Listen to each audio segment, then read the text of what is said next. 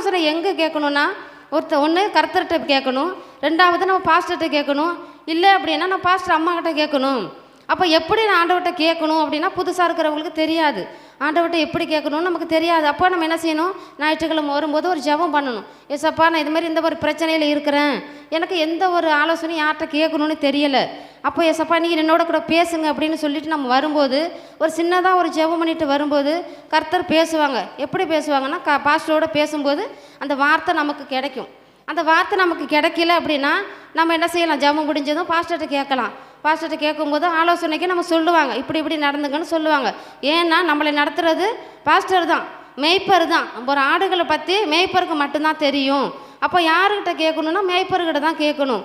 மற்றவர்கள்ட்ட ஆலோசனை கேட்டு நம்ம போகக்கூடாது. மற்றவர்கிட்ட கேட்கும்போது நமக்கு தவறான வழியாக சொல்லுவாங்க, நம்ம என்ன செய்வோம், அதில் போய் சிக்கிக்குவோம்.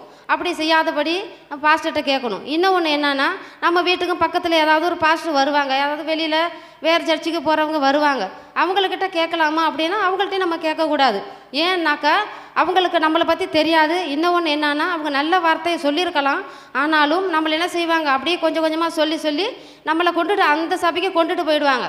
அப்படி கேட்காம நம்மளுடைய மேய்ப்பர் நம்மளை பற்றி எல்லாம் தெரியும். ஆடுகளை பற்றி யாருக்கு தெரியும், மேய்ப்பருக்கு தான் தெரியும். அவங்கக்கிட்ட தான் நம்மளுடைய நல்ல எல்லா விஷயங்களையும் கலந்து